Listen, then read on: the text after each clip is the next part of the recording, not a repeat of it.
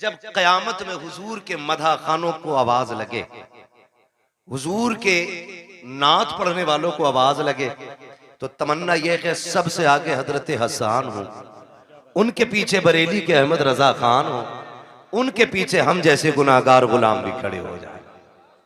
अगर कोई ये कहे कि भाई हसन तो हसन ठहरे, आला हजरत तो आला हजरत ठहरे, तुम्हें जगह कैसे मिलेगी, तो हमें एक दलील मालूम है। हजरत यूसुफ का हुस्न बिकने लगा मिस्र में, जानते हैं कि नहीं? पता है ना, यूसुफ जुलेखा की कहानी किसी को पता हो ना हो, बुड्ढो बुड्ढो को पता है, क्योंकि लैला मजनू यही बताते हैं। यूसुफ जुलेखा इनसे बेहतर कोई नहीं जानता है। हमने तो किताबों में जैसे पढ़ा वो पढ़ा ही है, लेकिन बड़े बूढ़े बड़ा रंग देके उसको पेश करते हैं। तो सुना ही होगा दास्तान यूसुफ है, सुना ही होगा ना। तो ये एक तारीख रही।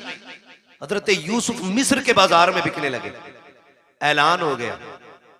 ये बाज मर्रखीन ने यहां तक लिखा है, एक दिन हजरत यूसुफ ना आईना देख रहे, ख्याल आया मेरे जैसा हसीन कौन होगा, मेरे जैसा हसीन कौन होगा, रब ने मुझे तो बड़ा ही हसीन बनाया।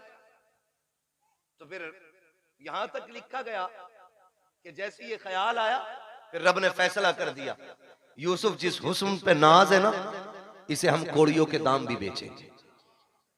फिर कुएं से निकाल के खोटे सिक्कों में हजरत यूसुफ को बेचा गया। फिर खातिर दिल पे ये ख्याल आया, मालिक मेरी इतनी सी कीमत थी, कोटे सिक्कों में बेच दिया गया। कहा यूसुफ दिल थोड़ा न कर, अब तेरी बोली मिस्र के बाजार में लगवा के दिखाया। फिर रब ने मिस्र के बाजार में यूसुफ की बोली लगवाई। फिर कीमत कितनी थी, कभी खोटे सिक्कों में बेचा और कभी मिस्र के बाजार में खड़ा हुआ यूसुफ। ऐलान हुआ कीमत क्या है, का जिसके पास जो हो सारी दौलत लेके आ जाए, जो सबसे ज्यादा दौलत लेके आएगा वही यूसुफ को लेके जाएगा। सारे अमीर अपनी सारी दौलत लेके आ गए। मिस्र के बाजार में यूसुफ का हुस्न तोला जा रहा है, भीड़ लगी है देखने वालों की, खरीदार कम तमाशाई ज्यादा। जो भीड़ लगी थी वो चारों तरफ थी। अचानक पीछे से शोर हुआ, हटो बचो हटो बचो। लोगों ने मुड़ के देखा क्या हो रहा है, देखा एक बूढ़ी औरत आ रही, और बूढ़ी औरत ने ना, वो देखे होंगे चरखे ना, चरखे देखे नहीं, बड़े बूढ़ों के तो दौर में रहे हैं, मैं बच्चों से जवानों से पूछूं, देखे ना चरखे, रुई काटने वाले। तो उस औरत ने ना वो रुई काटा हुआ धागा बगल में रखा था, वो करी हटो बचो। का किधर, का सुना के आज यूसुफ की बोली लग रही, मैं भी खरीदने आई। किसी ने देखा क्या लेके आई, ये है ना मेरे पास धागा। कितना है, का 5 से रुई पूरी तोल के उसको धागा बना के लेके आई। 5 से रुई का धागा है।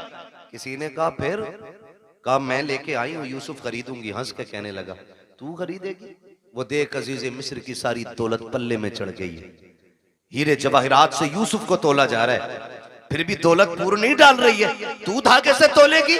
उसने कहा हटकर पगले, जाने तो दे। का करेगी क्या, का उस लाइन में तो जाके खड़ी हो जाओ जिसमें यूसुफ के खरीदार खड़े हैं। का किस लिए, का जब यूसुफ के खरीदारों का कयामत में तस्करा होगा और नाम लिया जाएगा, तो जहां अजीज़े मिस्र की गिनती लगेगी वहां उस धागे वाली का भी नाम आ जाएगा।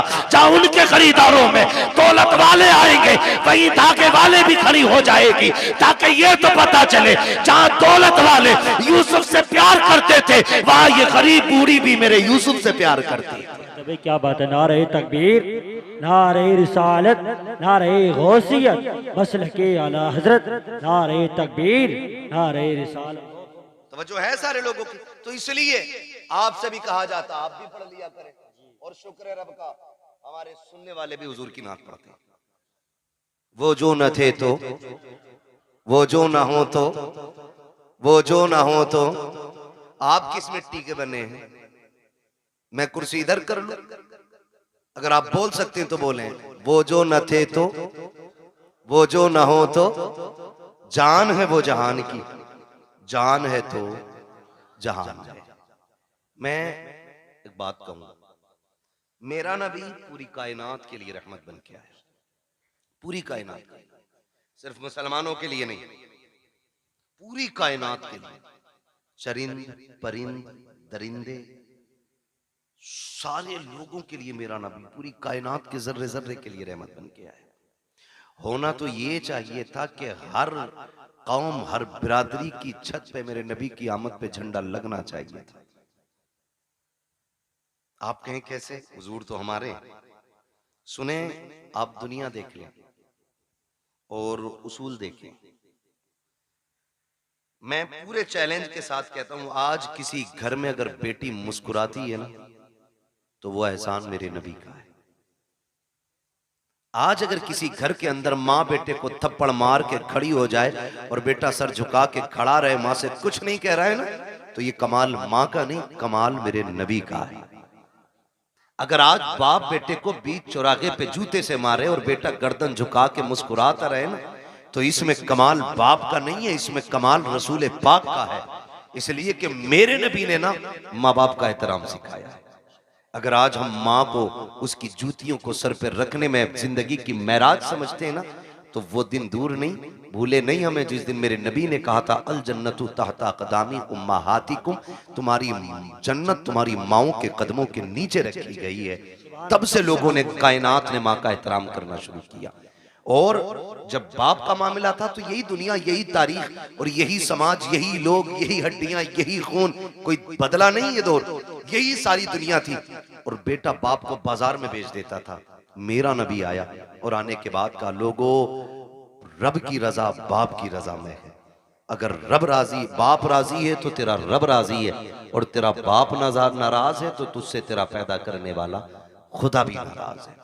तो तब से बाप का एहतराम हुआ। रह गई बेटी की बात, तो बेटी को तो लोग पैर की जूती समझते थे, जिंदा दफन करने पे फख्र करते थे। मैं इसलिए कहता हूं बेटियों, कभी सर से दुपट्टा उतरने लगे ना, तो मगरिबी तहजीब पे मत जाना, फैशन के नाम पे बिगड़ने की कोशिश मत करना। जब सर का दुपट्टा सरक के कंधे पे आए ना, तो आमीना के लाल का एहसान याद करना, आमीना के लाल का एहसान। खुदा की कसम आज दिल दुखता है, लोग तालीम के नाम पे कहते हैं कि हमारी आजादी हमारा हक है, हम अपनी आजादी के साथ जी सकते हैं, दुपट्टा किसी की जिम्मेदारी से हम नहीं ओढ़ेंगे। मैं कहता हूं खुदा की कसम, जो बेटियां ये समझती हैं ना कि दुपट्टा उतारने में इज्जत है, तारीख पढ़ के देख लो, औरत जितना छुप के रहती है उतनी इज्जतदार रहती है, जितना खुल के रहती है उतना ज्यादा जलील रहा करती है। चैलेंज है हमारा, जाओ दुनिया घूम के आ जाओ। और सच्ची बात बताऊं, ये जो खड़े रहते हैं ना, जो इस्लाम के खिलाफ बकवास करते हैं, इस्लाम ने, मुसलमानों ने औरतों को कैद में डाल दिया और पर्दा दे करके उन्हें फांसी दे दी, उनका ऐसा कर दिया। मेरा चैलेंज है, ये भी जब निकाह करने चलते हैं ना, शादी करने, इन्हें भी शरीफ बच्ची चाहिए होती है, इन्हें भी शरीफ बच्ची चाहिए होती है। और शराफत की सबसे बड़ी पहचान यह है कि बच्ची की नजरों में हया होना चाहिए। यह सबसे बड़ी पहचान शराफत की है कि उसकी नजरों में हया होनी चाहिए। कितना बड़ा दाग लगाने की कोशिश की जाती है कि इस्लाम ने औरत को पर्दे में डाल के ना उसकी जिंदगी को लिमिटेड कर दिया, उसके अधिकार, उसके हुकूक छीन लिए, और ये कहते हैं कि औरत का बराबर हक है मर्द के साथ। क्या बराबरी का हक है? तो लोगों का कहना यह है कि जैसे मर्द मजदूरी करता वैसे औरत भी मजदूरी करे। ये नजरिया कि अगर रोडवेज मर्द कंडक्टर है तो औरत भी होनी चाहिए, मर्द ड्राइवर है तो औरत भी होनी चाहिए, का ये बराबर का अधिकार है। मैं कहता हूं गैरत आनी चाहिए। कहा क्यों? कहा तुम हमारे इस्लाम के बारे में क्या जानो? इस्लाम वो खूबसूरत मजहब है जिसने पूरी इंसानियत के मुकम्मल हुकूक का ख्याल रखा है, एक एक हक का ख्याल रखा है। लोगों ने कहा कि इस्लाम ने औरत को पर्दे में रख के पाबंद कर दिया, वो घर के अंदर 4 लोगों का खाना बनाए। मैंने कहा तुम इसे गुलामी कहते हो, आओ तुम्हारी आजादी बताऊं। कहा आजादी किसे कहते हैं? कि लड़की खुल के जिंदगी जिए, जो चाहे ड्यूटी करे, उसका भी सर्विस करने का हक है। मैंने कहा चल ठीक, हम लोग अक्सर फ्लाइट, एयरवेज वगैरह जाना रहता है, आप जाकर के देखो वो तमाशा औरत का बनाया गया है। हर जगह पे आपको लड़की खड़ी मिलेगी, हर जगह पे। मुल्क के अंदर लाखों नौजवान बेरोजगार टहल रहे हैं, उन्हें एक वक्त की रोटी देने के लिए तैयार हम नहीं है। किसी को पढ़े लिखे IAS IPS पकौड़ियां तलने के लिए तैयार है, लेकिन नौकरी मिलने को तैयार नहीं है। बेटियों के हुकूक के लिए लड़ने वालों, कौन से हक की बात करते हो? आपने लेकर के एक छोटी सी दुकान से हवाई जहाज तक बच्चियों को ले जाके खड़ा कर दिया और बात करते हो हमने इज्जत दी है। मैं तारीख के हवाले में ये बात कहना चाहता हूँ, जिम्मेदारी के साथ कहता हूँ, जाओ जाकर के किसी भी फ्लाइट को देख लो, एक फ्लाइट के अंदर कम से कम 350 350 बंदे बैठा करते हैं और उसके अंदर उनकी देखभाल के लिए 3 से 4 बच्चियां होती हैं। 350 लोगों को सुबह से शाम तक पानी पिलाना, और उनकी ड्यूटी में यह लाजिम होता है तुमसे कोई किसी भी तरह बात करे, तुमको उनसे मुस्कुरा के बात करनी है। किसी के लहजे का भी, गलत लहजे का भी जवाब तुम्हें सख्ती से नहीं देना है, वरना तनख्वाह काट ली जाएगी। साहिब किस आजादी की बात करते हो? जिसने बेटियों से कपड़ों का हक छीन लिया तुम उसे आजादी कहते हो। जिसने उसकी इज्जत का हक छीन लिया तुम उसे आजादी कहते हो। 4 बच्चियां 350 लोगों की नौकरी कर रही है, तुम उसे आजादी कहते हो। यह आजादी नहीं है, यह गुलामी है। आजादी ये है कि 4 भाइयों की एक बहन हो, अपने भाइयों को इज्जत से खाना खिलाए, लेकिन खुदा की कसम किसी की मां ने दूध नहीं पिलाया है कि उस बहन की तरफ कोई नजर बिगाड़ के देख भी सके, इसलिए कि इज्जत के रखवाले रब ने 4 भाई दिए हैं और तुम इज्जतें लूट के आजादी देते हो। इस्लाम इज्जतें दे के बेटियों को आजादी अता फरमाता है। नारे तकबीर, नारे रिसालत, नारे गौसियत, मसलके आला हजरत उलमाए अहले सुन्नत हजरत अल्लामा मुफ्ती हम्माद साहिब क़िबला मुरादाबादी। नारे तकबीर, नारे ये आजादी हमारे इस्लाम ने दी है। वो 4 लोगों का बना रही। बताओ 4 लोगों का खाना मुश्किल है या 400 लोगों का? बोले 400। और घर में बहन के तेवर देखे आपने? उसने पोछा लगाया और जूता पहन के आ जाना, फिर बड़े हो या छोटे खैरियत नहीं है। बिस्तर अगर बहन ने लगा दिया तुम कूद के बैठ जाना। चादर अगर सिमट गई तो खैरियत नहीं है। झाड़ू लेके पीछे भागे तो कम, जूता लेके पीछे भागे तो कम। बड़ा भी है तो डर रहा है क्योंकि उसने सफाई की। तो मैं ये कहना चाहता हूं, ये इज्जत हमारे इस्लाम ने दी, ये इज्जत हमारा मजहब देता है। लेकिन दिल के पपोले जल उठे सीने के दाग से, इस घर को आग लग गई घर के चिराग से। किसके लिए रोए हम? कमी तो हमारी है ना सारी, खतावार तो हम ही है ना कहीं, चूक तो हम ही से हुई है कहीं ना कहीं। मैं कह रहा था मेरी बेटी सर से दुपट्टा उतरने लगे तो बाप की इज्जत को सोचना या मत सोचना वो तेरे लायक और नालायक होने पे डिपेंड करता है, लेकिन तुझ पे लाजिम है जब दुपट्टा उतरने लगे तो एक बार मदीने वाले मुस्तफा के बारे में जरूर सोचना। क्या बात है, उनके बारे में जरूर सोचना जिन्होंने बेटियों को दुपट्टे दिए, बेटियों को दुपट्टे दिए। आज हम अपनी कौम से सिर्फ इतना कहेंगे, हुजूर के दिए हुए किरदार को मजबूती से थाम। मेरे हुजूर आए, कायनात को इज्जत मिली, कायनात को इज्जत मिली। सरकार आए और खुदा की कसम मैं ये नहीं कहूंगा, मैं तो हर कलमा पढ़ने वाले से कहता हूं कि सारे ही हुजूर के नाम का झंडा लगाओ, सारे ही हुजूर के नाम का। लेकिन करना क्या है? हमें तो हम ही खा गए ना, हमें तो हम ही खा गए, वरना दुनिया में ताकत नहीं थी कोई हमें मिटा लेता, औकात नहीं थी कोई हमें घुटनों पे ले आता, हमको हम ही खा गए। फिर कबंदी है कहीं और कहीं जाते हैं, क्या जमाने में पनपने की यही बातें? ये डॉक्टर इकबाल ने बहुत पहले कहा था। एक कलमा पढ़ने वाला झंडा लगाता है तो दूसरा कलमा पढ़ने वाला क्या कहता है? ये शिरक है। इससे शिरक भी आज तक कहना नहीं है। छोटे भाई का पजामा, बड़े भाई का कुर्ता, आके कह रहा शिरक। क्या शिरक है? कि झंडा नहीं लगना चाहिए। क्यों भाई? कि हुजूर के जमाने में झंडे नहीं लगे। वो गैरत कर भाई, पढ़ के किधर आए? हुजूर आए तो जिब्रील 3 झंडे लेके आए, 3 झंडे लेके आए। मैं झंडों पे भी बात करूंगा, लेकिन मैं समझाना चाहता हूं यहां किसी भी बिरादरी का बंदा बैठा है, मैं कहता हूं बिरादरी रख के हुजूर का गुलाम बन के सुने। हुजूर आए, झंडा किसी ने लगा दिया, पेट में दर्द क्यों? ओ भाई किसी झंडे पे पंजा लगा है, कौन सी पार्टी का झंडा? बोले यहां क्यों नहीं बोल रहे? जिसके घर में चूहे अजान दे रहे वो भी दुकान पे बैठ के देश चलाता। हाँ, बीवी ने नमक मंगाया था, पैसे नहीं थे, लेकिन आके दुकान पे टांग रख के बीड़ी लगा के कह रहा किसकी बन रही है?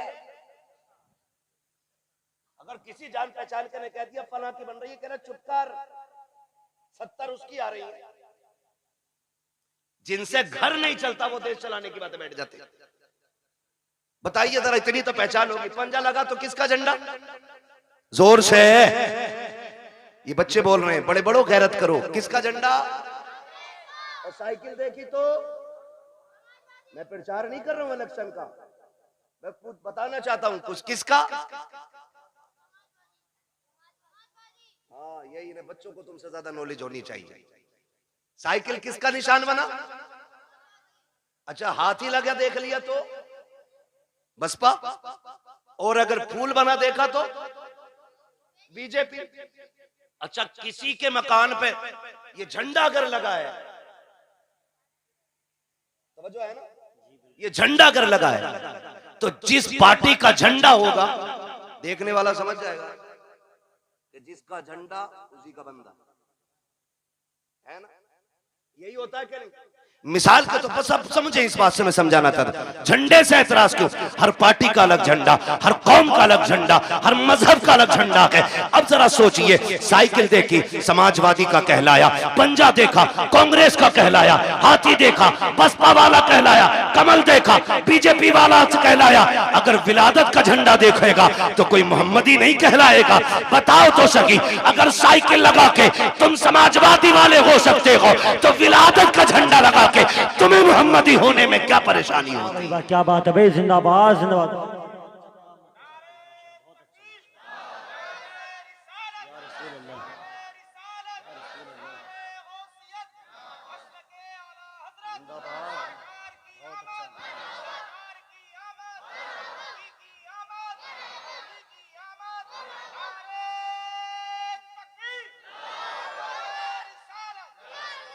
ओ भाई, तो हमारे झंडे लगे, टोपी ओढ़ के मस्जिद से निकल के कह रहे हाथ में तस्बीह है। अजीब मक्कार लोग हैं, तस्बीह भी नहीं रुकती, जीभ भी नहीं रुकती। जिक्र कौन कर रहा है, किधर हो रहा भाई? बराबर कह कहिए, शेरा कहिए, उसके जमाने में नहीं तो ये बराबर चल रही। या तो तू झूठा या तेरी तस्बीह झूठी।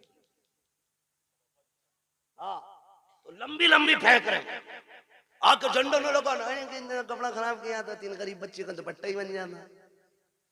खुदा का शुक्र है हम मुस्तफा के मानने वाले। तू गरीब बच्चियों की लिस्ट बना के दे, हम सुन्नी लोग हैं, झंडे भी बराबर लगाएंगे, दुपट्टे भी बराबर बांट लेंगे, है क्या नहीं? हम दुपट्टे भी बांट सकते हैं, झंडे। तुम्हें ये मुसीबत दुपट्टे और झंडों में ही क्यों दिखती?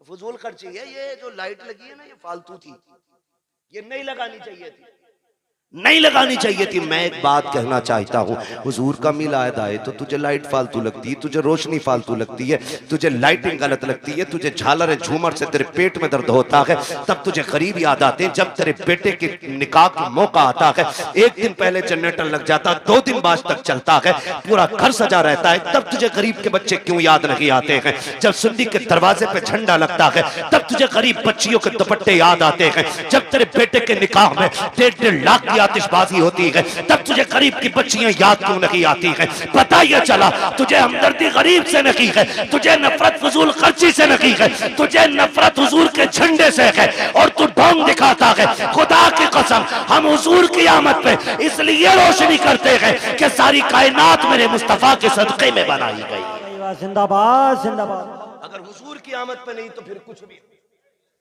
सीधी बात, तेरा बेटा इतना अच्छा हो गया, उसकी शादी पे पूरा घर सजा ले, मेरे हुजूर की आमद हो तो 2 बल्ब ना लगा सके कि नहीं ये किसी ने नहीं मनाया, सहाबा ने मनाया, अबू बकर ने बनाया, उमर ने मना, कहा नीचे है अभी ऊपर चल।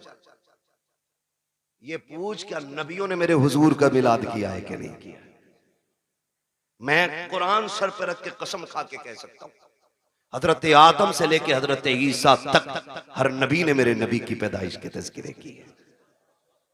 सभी ने ये बात मिलाद है क्या समझने की कोशिश करें। हुजूर की आमद की बातों को मिलाद कहा जाता है, यही मिलाद है। कहते ये किसने किया? हजरत आदम से लेकर हजरत ईसा तक। और मैं कहता हूं खुदा की कसम, जैसा मिलाद मेरे रब ने किया वैसा किसी ने किया ही नहीं। और ऊपर चल के देखो ना, और ऊपर चलो, नीचे बैठा बैठा लंबी लंबी हाँ करें नहीं, यहाँ तो एक जगह खड़ा होना था ना। ये जुलूस मोहम्मदी था, जितने हमारे नबी थे उतने तुम्हारे भी तो थे। तुमने ये हंगामे क्यों किए कि ये नहीं होना चाहिए, वो नहीं होना चाहिए? फिर क्या गलत कहा मेरे इमाम ने? यही तो कहा, और तुम पर मेरे आका की इनायत न सही। क्या बात है, जिंदाबाद। नजदियों कलमा पढ़ाने का भी एहसान गया, कम से कम इसीलिए झंडा लगा ले कि ये कलमा मेरे नबी ने दिया है तुझे। बताओ तो सही हमें, 2 अक्टूबर को छुट्टी नहीं होती मुल्क में? क्यों होती है? अल्लाह के बंदो कभी गए हो नहीं स्कूल, पढ़े हो कभी? गांधी जयंती होती है नहीं, इसलिए गांधी जी की वजह से 2 दिन की छुट्टी रखते हो। 26 जनवरी, 15 अगस्त ये हमारे मुल्क के बड़े दिन है, इन दिनों में छुट्टी होती है। अगर मुल्क के बड़े दिनों में छुट्टी होती है तो फिर क्या कायनात के बड़े दिन की छुट्टी नहीं मनाई जा सकती? जिंदाबाद जिंदाबाद। बहुत और खुल के मैं अगली बात करूं, सारे मैं समझ सकता हूं अक्सर पढ़े लिखे लोग हैं, अब तो तालीम से सबका ताल्लुक है, और ना हो तो बच्चे पढ़ाओ जरूर।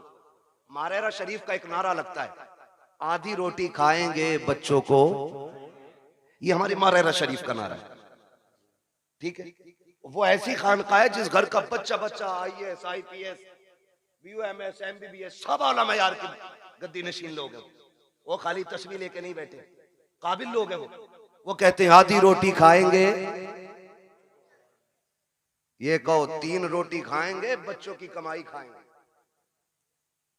ये हालात है। लल्ला जा, भूरा गया कमाने, तू भी लग जा। भूरा तो गया, पप्पू भी लगा दिया। हाँ, और फिर जब यही बड़े होकर जराइम की दुनिया में कदम रखते हैं ना, कहते हैं मौलवियों ने बेड़ा गर्क कर दिया। फिर जिम्मेदार मौलवी हो जाता है। इमाम साहब समझाया नहीं था जुम्मे में, तू 18 साल बिगाड़ने में लगा है, इमाम 18 मिनट में संभाल देगा। मेरी समझ में ये जादू नहीं आती। आप अपने बच्चों को बचपन से वक्त दे, उनके 1-1 मिनट का हिसाब लें। हम बड़ी आजादी से जी रहे।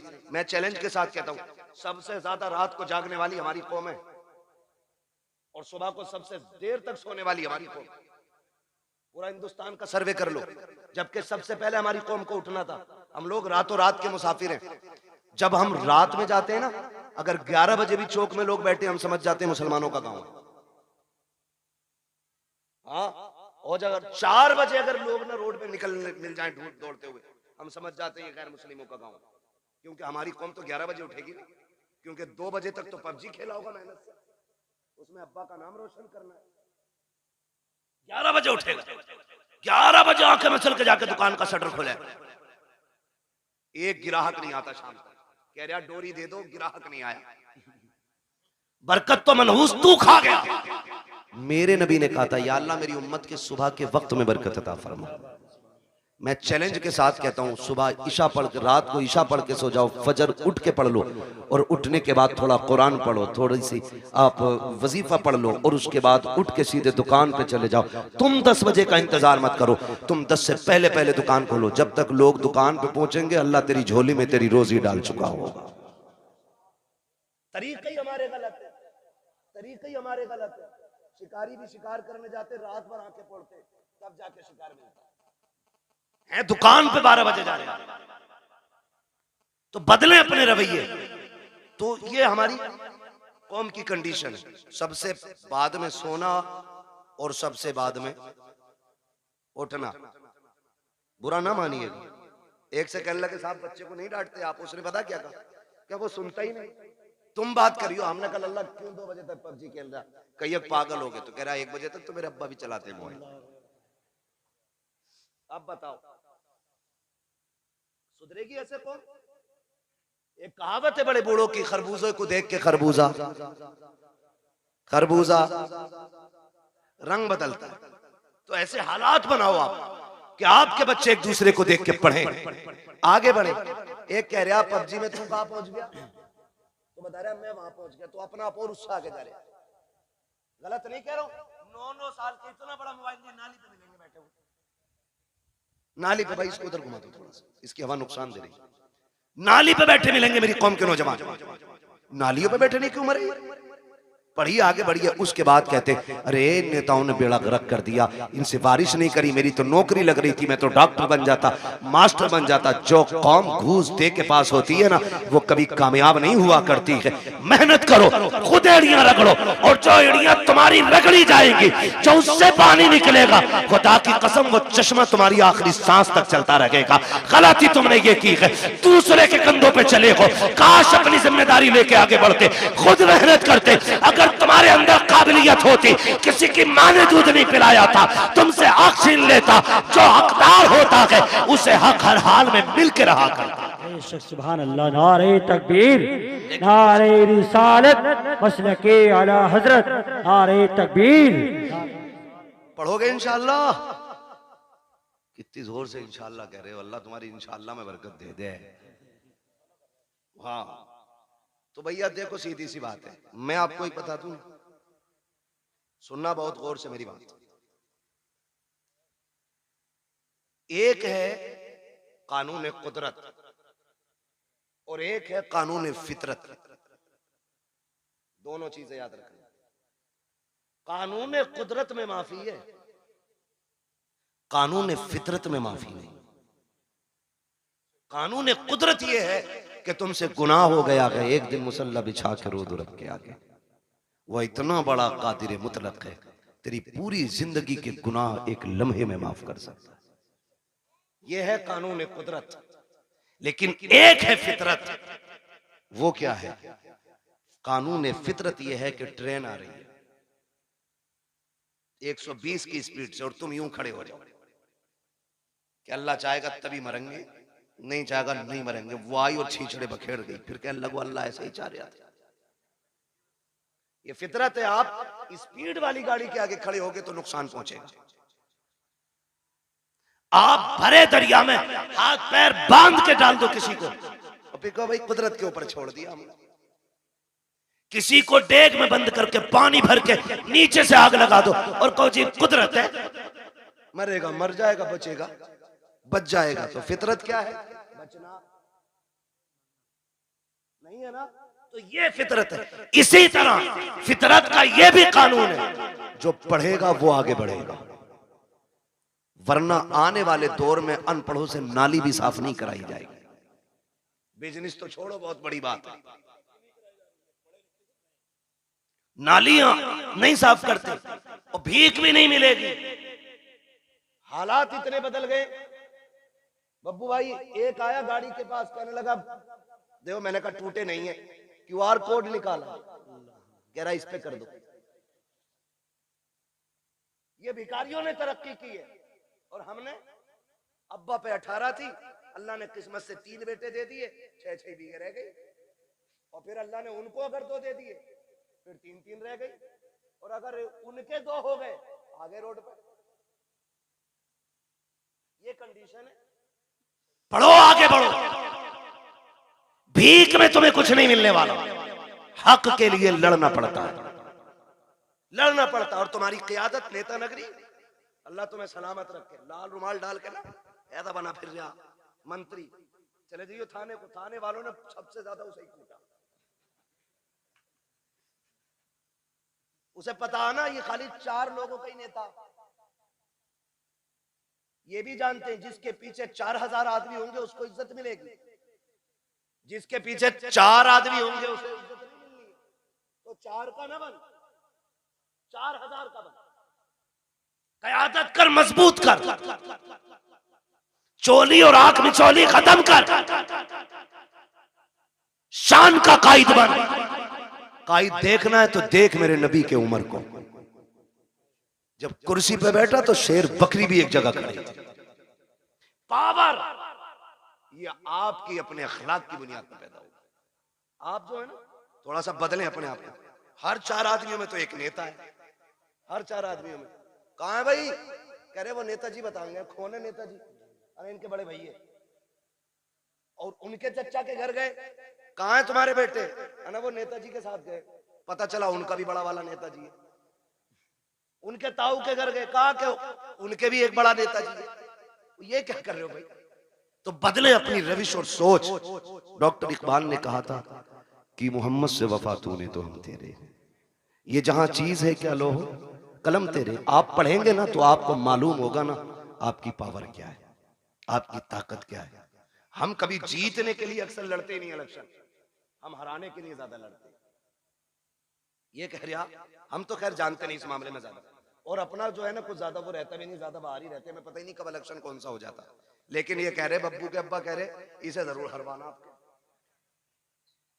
ये हमारी कौम के हालात है, समझ रहे ना? इसे जरूर हरवाना। ये मैंने मिसाल के तौर पे नाम लिया, सच्ची ना लेना।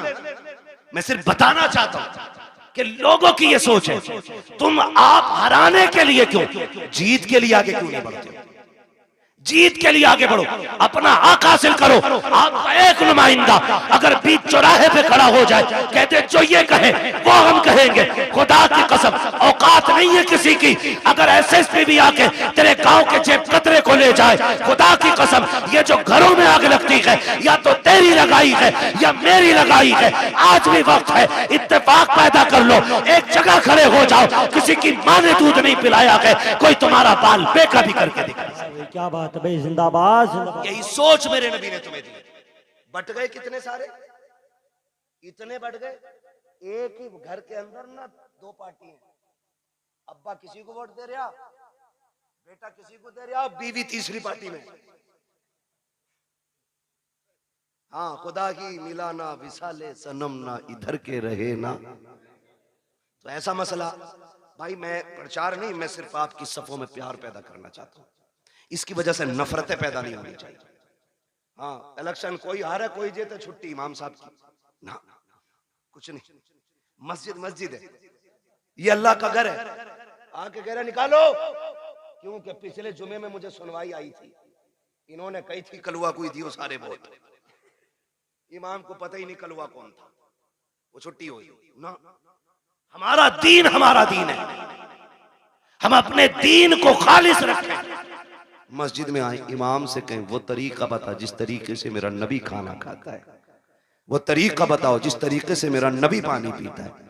हम इसीलिए तो हुजूर का मिलाद मनाते हैं, क्योंकि हुजूर आए तो खुदा की रहमतें बरसने लग गई, हुजूर आए तो कायनात मुस्कुराने लग गई। और हुजूर का मिलाद तो सबसे पहले मेरे रब ने ऐलान किया। हुजूर की विलादत की खुशखबरियां कायनात में मेरे रब ने फैलाई हैं। आप तारीख का ये बाब पलट करके देखिए, हर बंदा ये सोचता, मैं आपको समझाना चाहता हूँ, खुदारा सुने बहुत गौर से।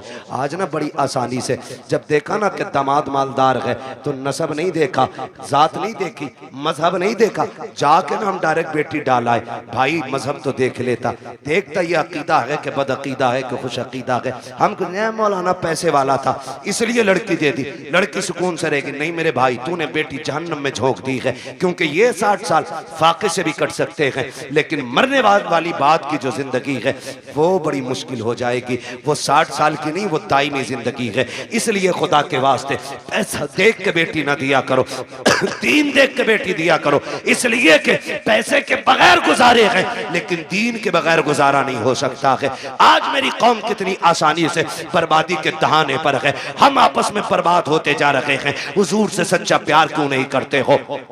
कई बार हमें भी कमेंट किया जाता है, मौलाना वहाबियों ने क्या बिगाड़ा है। मैं कहता हूं खुदा की कसम, जितनी जमीन हमारे बाप की कल थी उतनी आज भी है और उतनी कल भी रहेगी इंशाअल्लाह। हमारी न किसी ने छीनी है, न हमने किसी वहाबी से छीनी है, न किसी वहाबी ने हमारी बैंड काटी है। का झगड़ा किस बात का है? मैंने कहा झगड़ा सिर्फ इतना है, ये बेगैरत ये कहते हैं कि नबी के माँ बाप जहन्नमी है माज़अल्लाह। मुझे ये बताओ, जिसकी गोद में ऐसा शहजादा आया हो, जिसके सदके में रब ने जन्नत बनाई है, उस माँ को जहन्नम में कैसे डाला जा सकता है? हमारा झगड़ा तो इस बात का है, इन्होंने नबी के माँ बाप को जहन्नमी कहा। सुनो, हमारे बाप को कोई गाली दे हम बर्दाश्त कर सकते हैं, खानदान को कोई गाली दे हम गवारा करेंगे, मेरे नबी को कोई गाली दे ये गवारा नहीं किया जाएगा। उनके माँ बाप को कोई बुरा भला कहे ये गवारा नहीं किया जाएगा, इसलिए कि हमारा ईमान ये है, जमीनो जमा तुम्हारे लिए, मकीनो मका तुम्हारे लिए, चुनीनो चुना तुम्हारे लिए, बने दो जहां तुम्हारे लिए, हम आए यहाँ तुम्हारे लिए, उठे भी वहां तुम्हारे लिए। क्या बात है भाई, नारे तकबीर, नारे रिसालत, नारे गौसियत, मसलके आला हजरत हजरत अल्लामा मुफ्ती हम्माद साहिब क़िबला, नारे तकबीर, नारे। ये हमारा नजरिया भाई, हमारा कोई झगड़ा नहीं, सिर्फ इतना झगड़ा नबी के माँ बाप को जहन्नमी कहते हैं। वो खुद मेरे नबी क्या फरमाते, आका फरमाते, लोगों आदम से लेके अब्दुल्लाह तक जितने पुश्तों में मेरा नूर गया वो सारे शान वाले लोग थे। जितने रहमों से मैं गुजरता रहा वो सारे रहम अजमतों वाले। मेरे नबी ने गोया बताया कि मेरे नसब में जितने मर्द और औरतें आती हैं अल्लाह ने सबको इज्जत वाला बनाया है। ये मेरे नबी का ऐलान है। और खुदा की कसम, मेरे महबूब का नूर देखे, अल्लाह ने महबूब के नूर को बनाने के बाद ज़मीन व आसमान, जन्नत दोज़ख बनाए। फिर तख्लीक इंसानियत का जो मसला आया है ना, जो मसला आया है, हजरत आदम को सबसे पहले रब ने बनाया। किसको बनाया? जोर से। हजरत आदम का पुतला बनाया गया। जब वजूद तैयार हो गया, उनका वजूद तैयार, लोग कहते हैं कि इंसान पहले बंदर था। अजीब तहकीक के लिए घूम रहा है। जो बंदर की औलाद है वो बंदर कह रहे हैं अपने आप। हम तो आदम की औलाद है, इसलिए आदमी है। ठीक है जी। हजरत आदम को बनाया, पहला इंसान हजरत आदम बने। जब पुतला तैयार हो गया ना, तो अल्लाह ने हुक्म दिया, रूह को जाओ अंदर चली जाओ। रूह अंदर गई ना, लौट आई। रब ने फरमाया वापस क्यों आ गई? उसने कहा इसलिए आ गई कि अंदर दिल नहीं लग रहा था। मेरे नबी की शान मुलाहिजा करें कि अंदर दिल नहीं लग रहा था। फिर रब ने फरमाया अच्छा। फिर रब ने महबूब के नूर को हजरत आदम के वजूद में रखा। फिर जब रूह को हुक्म दिया अब जा, रूह गई तो अब निकलने का नाम नहीं ले रहे। कहा क्यों? कहा अब मेरा दिल लगने लगा है, क्योंकि इस वजूद में तेरे महबूब का नूर मौजूद है। हुजूर का नूर ना आदम अलैहिस्सलाम के वजूद में पहले पुश्त में रखा गया। जब पुश्त में था तो सारे फरिश्ते हाथ बांधे रहते।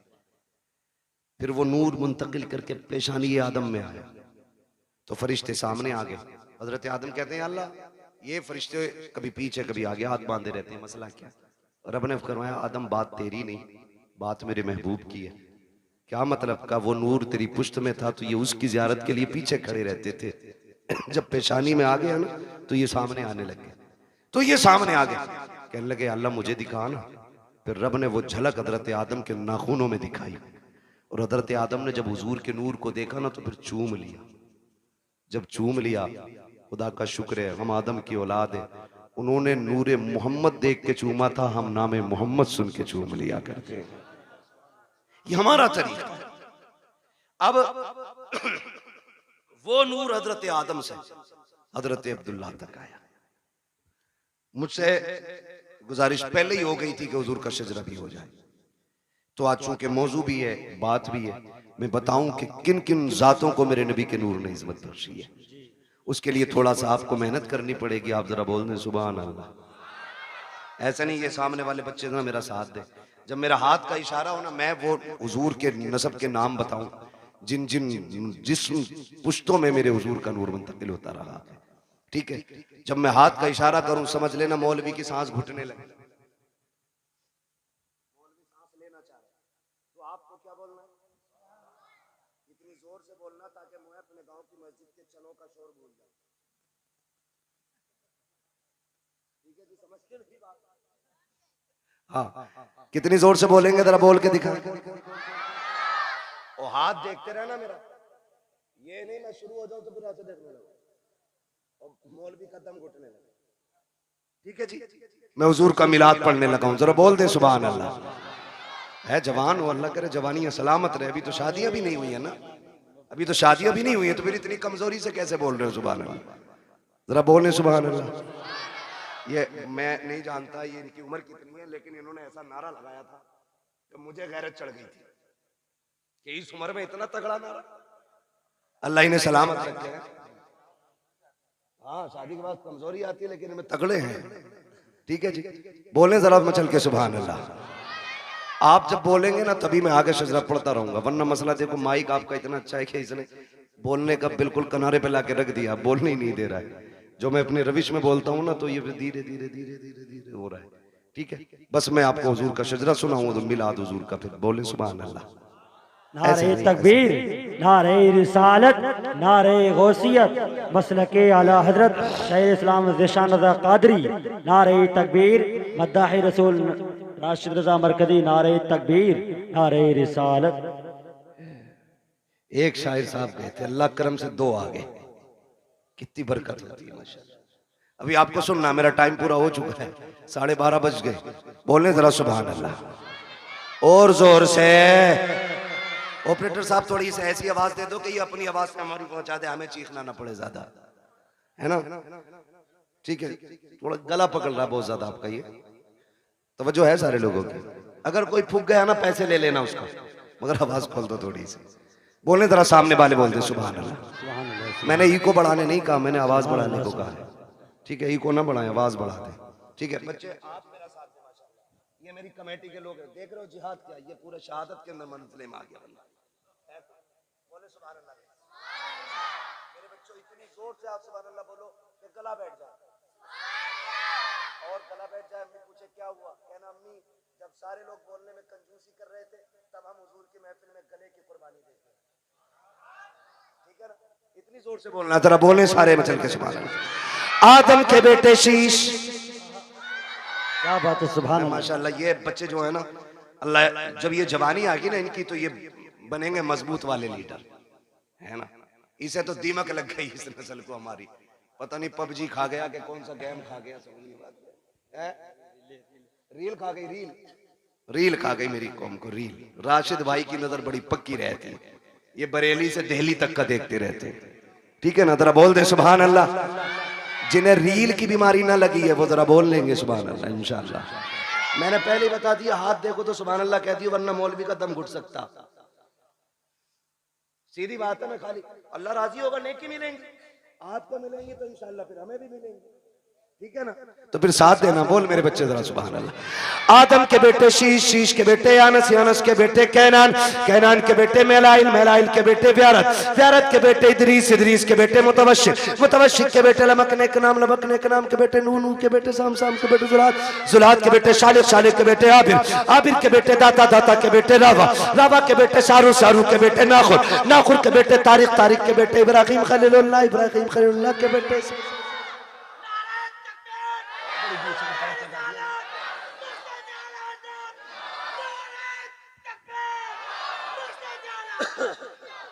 है जी, अल्लाह सलामत रखे। दीवाना इसे ही कहते हैं, दीवाने को तहकीर से दीवाना ना कहो, दीवाना बहुत सोच के दीवाना बना है ना।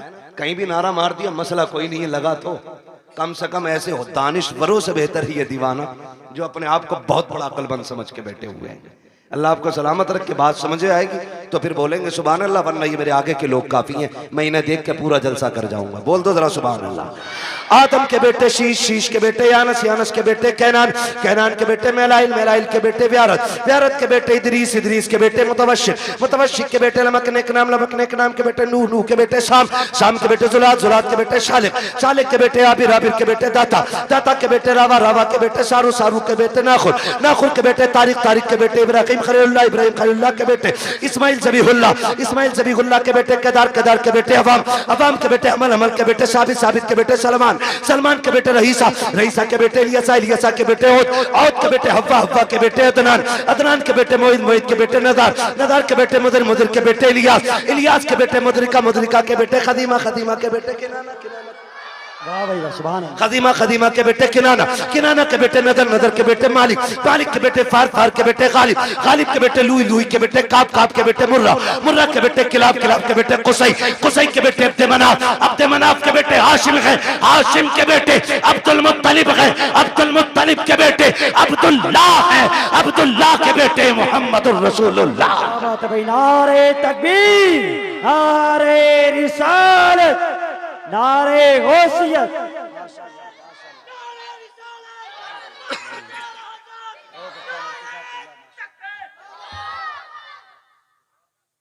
तवज्जो है सारे लोगों को, अब तो बोल दे जरा सुभान अल्लाह और जोर से।